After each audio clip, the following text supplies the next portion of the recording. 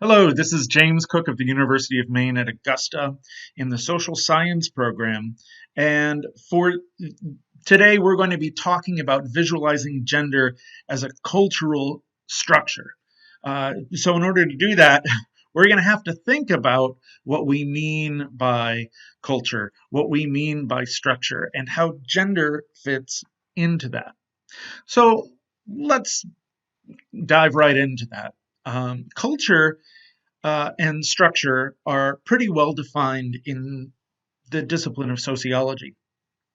Uh, in sociology, culture refers to a set of values, beliefs, symbols that are used in interaction, and expectations for behavior. And the important thing to notice here is that within sociology, we found that culture doesn't just exist randomly around in one place or another, but rather it's associated with the ways that we interact because it's reinforced through interaction. And so, how do we interact? We interact on the basis of categories. Both because of something called homophily, which is the tendency of people who are in the same categories to interact more often with one another, and also because we associate different categorical memberships, different identities, with different expectations for behavior, different expectations for the values and beliefs that we imagine will be expressed about and by members of those categories. And also groups and institutions and communities. Wherever there is a visible entity to react to, and whenever interaction happens more often within a set, culture develops. Now, structure is something different, and its definition is a little bit simpler. It's simply a pattern of relationships between objects, and so if we have in culture a set of expectations associated with a set of categories, we could think about how the categories and the expectations are associated with one another, how they relate to each other. Do those expectations tend to travel with these different identities? And then there's gender. Now, gender is within sociology not talking about biology in general, and particularly, it's not talking about the biology associated with this idea of sex.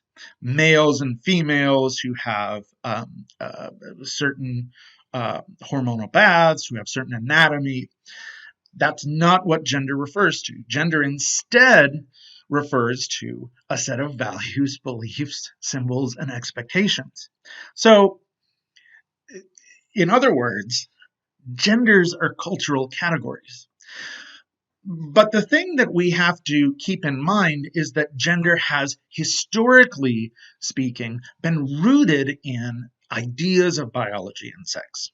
So the idea that there are these two, and only two, biological categories of males and females, and that men are males, women are females, females are women, right? Males are men, and that there's nothing more to say about that. But uh, because of that historical rootedness in the idea of two biological sexes, and the two biological sexes having expectations associated with them, cultural expectations, part of what travels along with that is the idea of just two cultural categories, just two genders, right?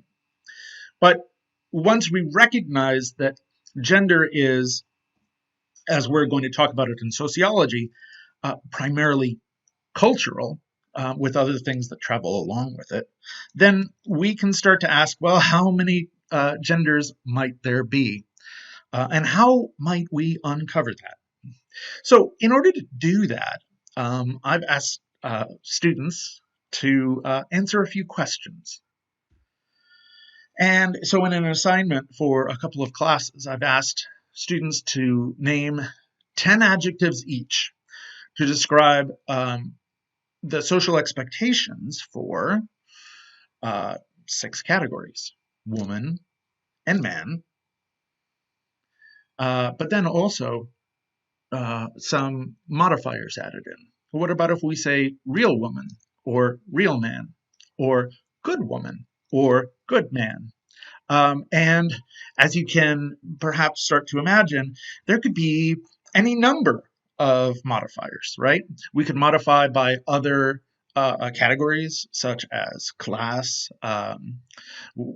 education, religion, Christian woman, Christian man, racial and ethnic groups. Certainly we could do that as well. But for this illustration today, these are the sets that we've looked at, and I asked students to name 10 adjectives each to describe those social expectations for each of those categories. So I asked them to do a little bit of a cultural dive to think about, based on where they are in their lives and what they've learned, what they've internalized, right, through the process of socialization, bringing the outside culture inside the self to form this idea of what a self is, and to understand how to interact with others on the basis of gender. That's a big one of them in the process of socialization. And I'm asking students to share that result. That is, what is inside their own perception of the cultural expectations around them for these 6 categories. So what does that look like? Well, this is a summation of the results that all those students provided together. Now let's break down this image. It's an image of a structure, a pattern of relations between objects, where the objects are of 2 kinds. So it's a bimodal structure. And the first kind is the category. So you see 6 large circles with the labels of the 6 categories. And then there are these smaller dots, and they are the adjectives that students provided.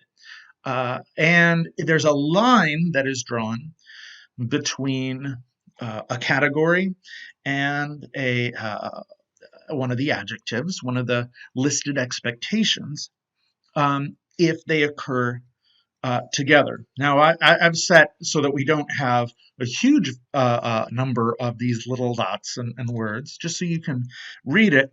I've set a threshold to say, well, let's just include words that were listed by at least 3 students, that they were independently listed 3 times in assignments that were turned in to complete this work.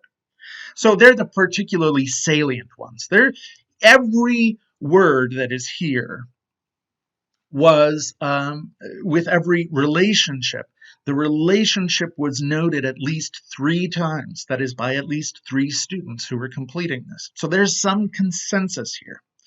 Now, if you're looking carefully, you'll also notice that sometimes the lines are thicker, and sometimes the lines are thinner and a little harder to see.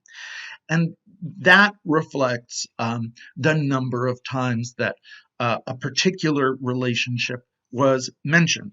If there is no line, say between good woman and rugged, right? There's no line connecting the category good woman to the adjective rugged. Well, that means that it was not mentioned, at least not mentioned 3 times. And I can tell you that particular one was not mentioned at all. But let's take a look at some examples of the most common relationships that were mentioned. That is, that occurred again and again and again and again and again. Here are the top sets, and they are the ones that were mentioned at least 10 times. And this is, by the way, among 30 students. So that's a pretty frequent mention. So among this most frequent set, there's down at the bottom, the least frequent, but still pretty strong, is the connection between beautiful and real woman, right? So if we go up a little higher, a couple more times, the characteristic hardworking was mentioned a lot for the gender category Not man, not a real man, but good man, right? This particular kind of man, this category. Whereas just referring to, in general, man, the most frequent connection that was made over and over and over again, that is 21 times out of 30, right, in these 30 students, was that a man is strong. And really blew away the rest of the crowd, with the runner up being that a good woman is loving.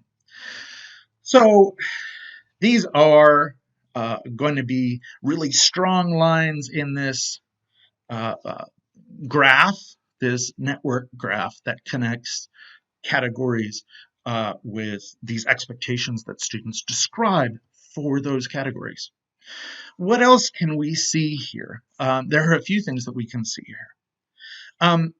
First is that there is a difference between what we might call the muddy middle and the clear outsides, okay, of this image. So in the middle are these categories, expectations, like to be smart, to be nurturing, that are held in common by not just one of these categories.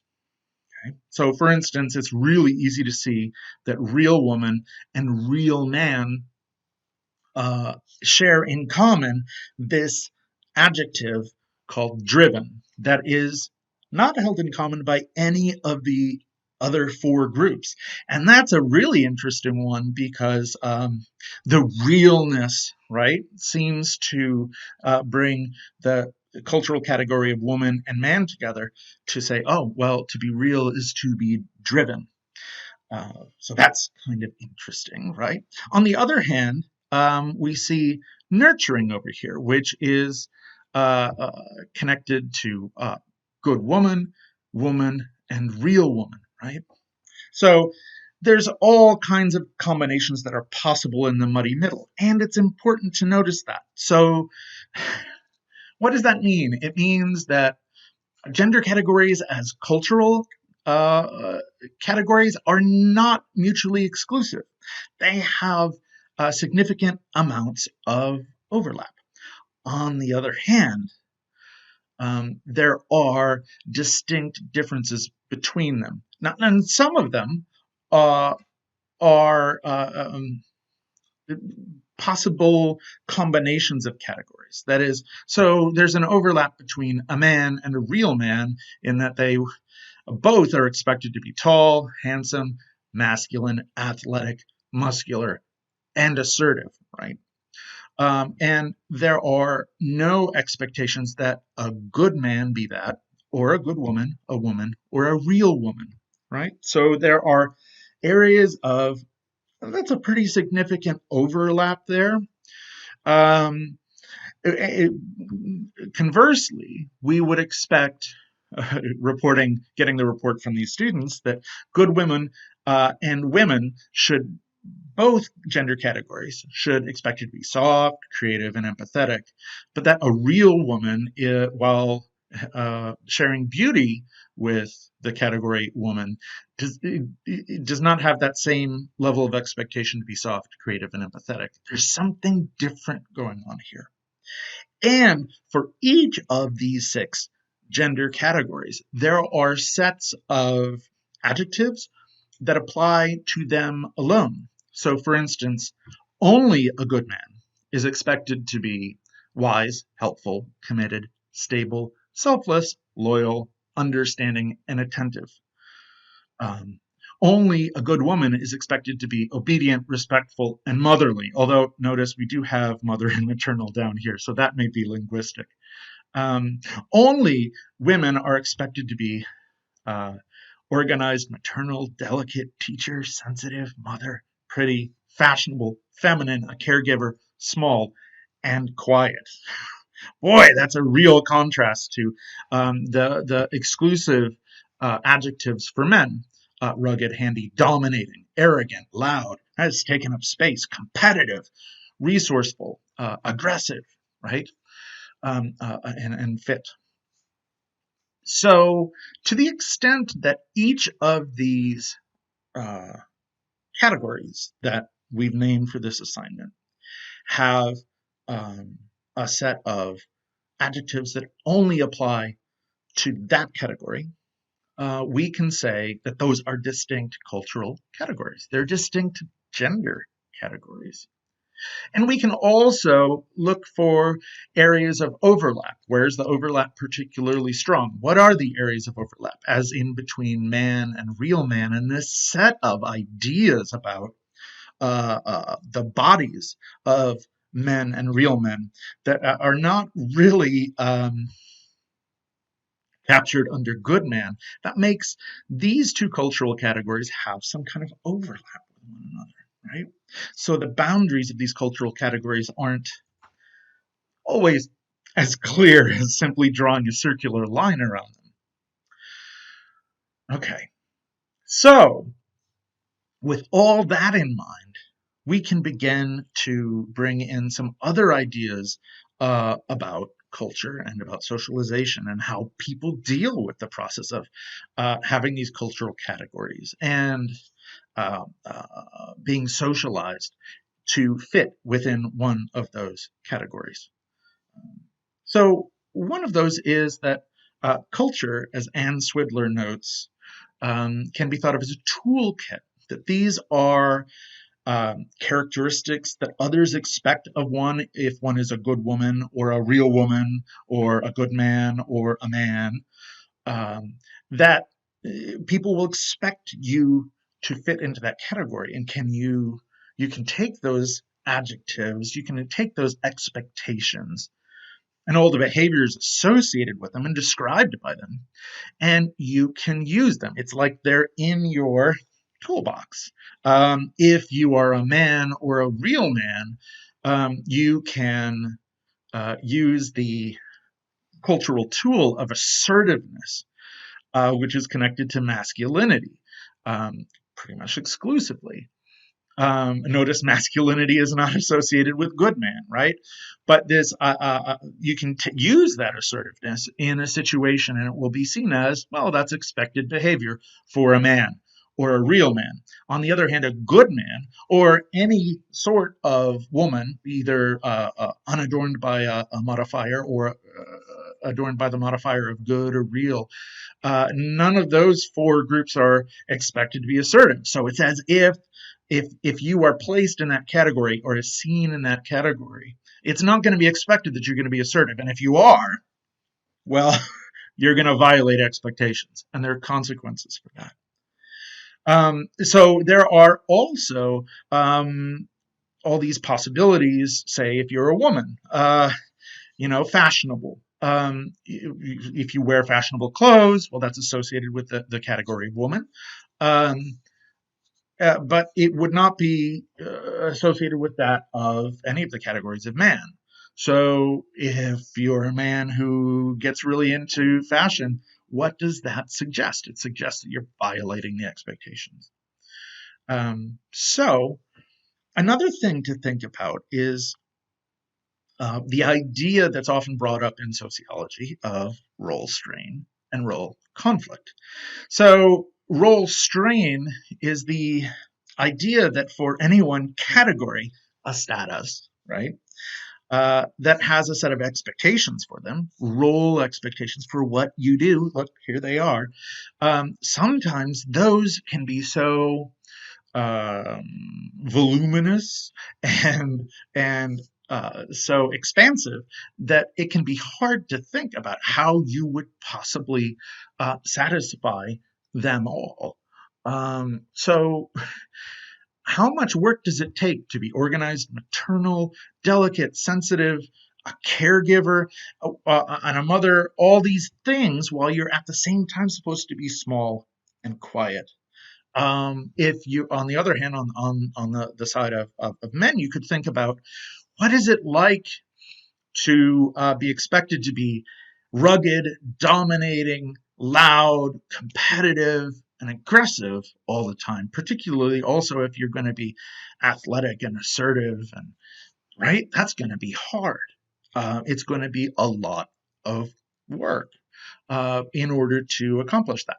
Sometimes it's physically exhausting. Uh, Notice also then the problem with role conflict. If you are going to try to be a good man and a real man at the same time, right? Where you are going to be assertive and handsome, athletic, muscular, while at the same time, you're going to be selfless, stable, attentive, understanding, helpful, which is not about this domination of man and real man. You've got a conflict on your hands. To some extent, it is impossible to do both.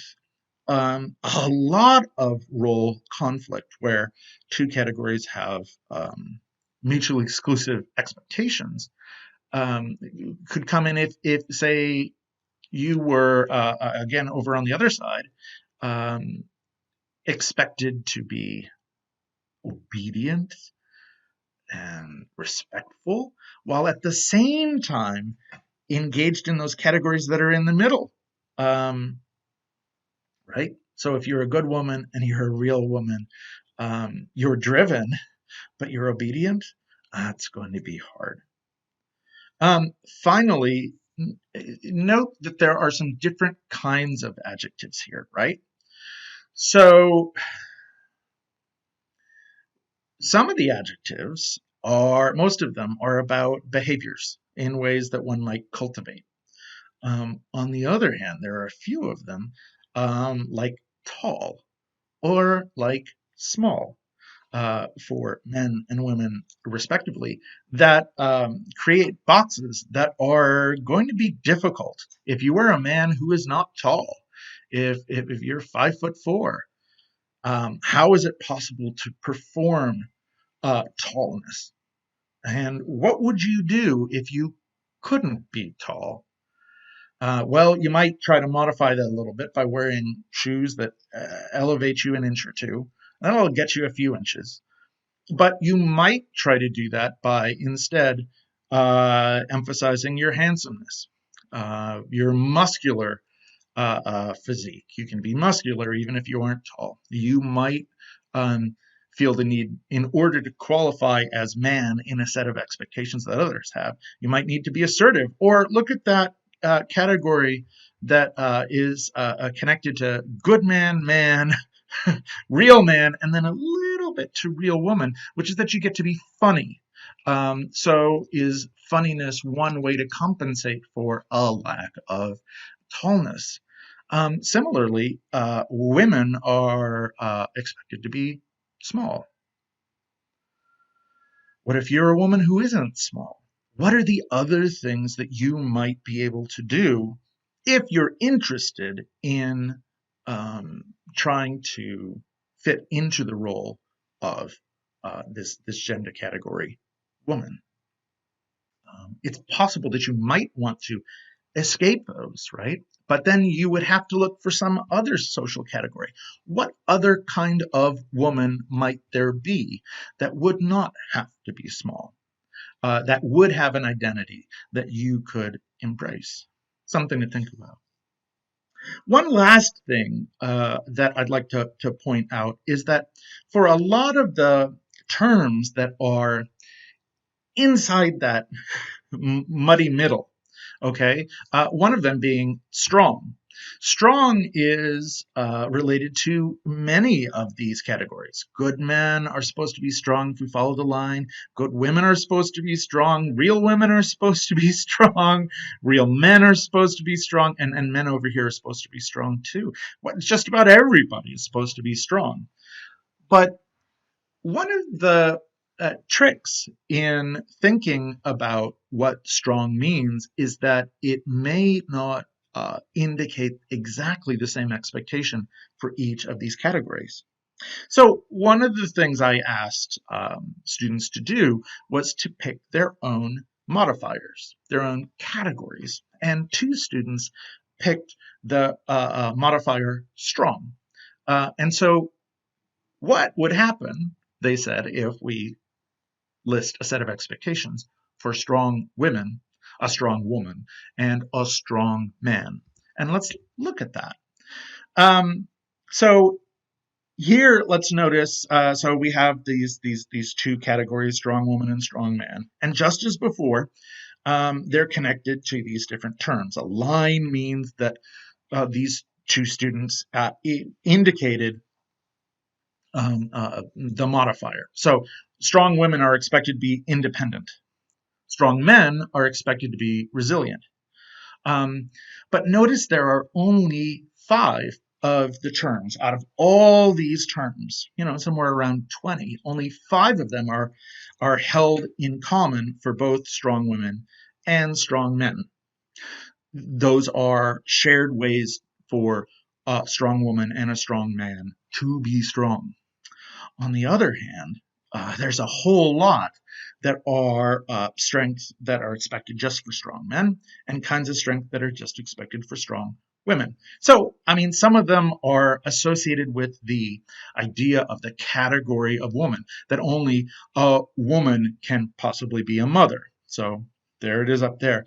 And only a strong man can be masculine. Now, there are lots of people who would take issue with this idea that only a motherhood is only available to a woman, and that masculinity is only available to a man.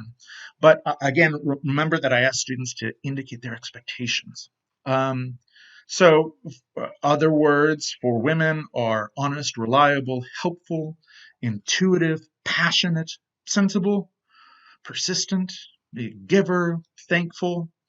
For strong man, you'll be calm, you'll be thoughtful, but you'll be energetic, silly. There's an interesting word that only applies to a man. Resilient, responsible, logical.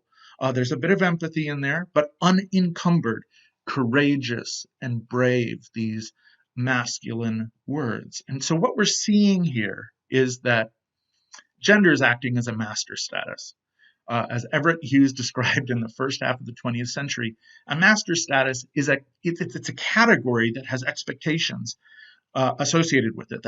They're so dominant, they're so strong, that the first thing we see is that we see that master status and not these other possible modifiers or expectations, right?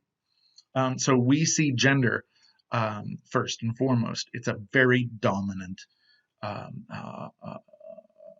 social category. It's a master status.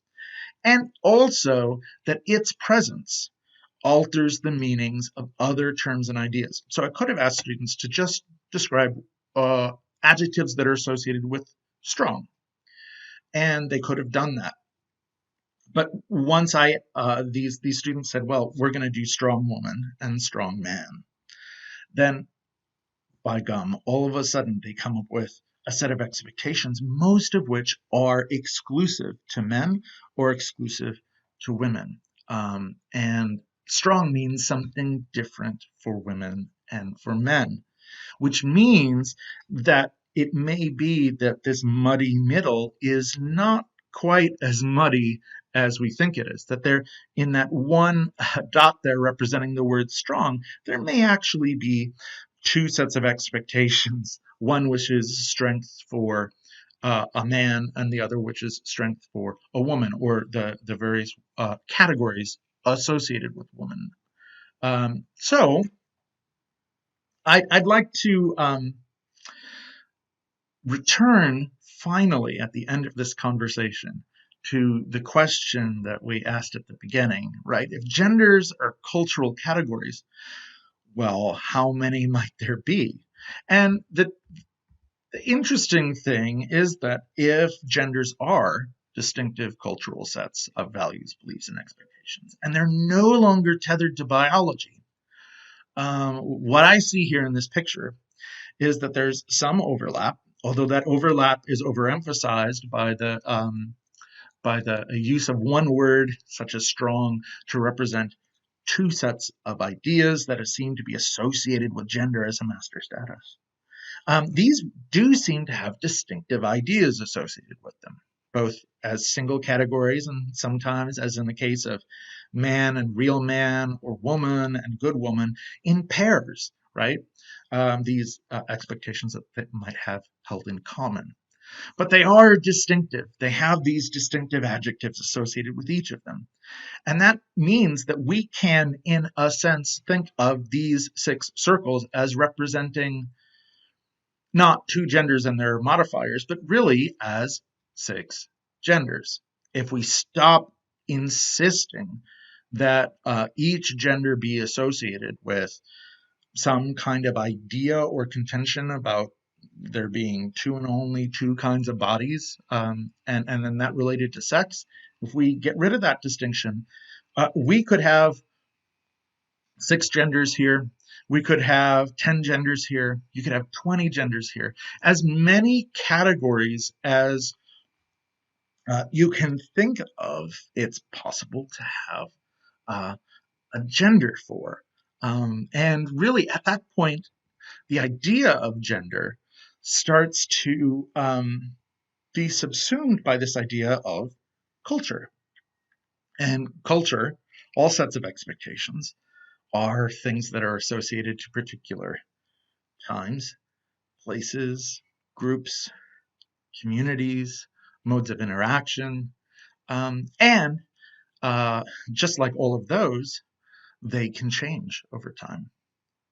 And so what you see here is a snapshot for a particular place, students in Maine, at a particular time, the early 2020s. But if I ask this question again in 10 years, or if I asked it now in a different place, I might get different answers. And so gender, far from being the inevitable sole extension of 2 biological sexes, is this amazing multiplicity with so many possibilities that lie out there.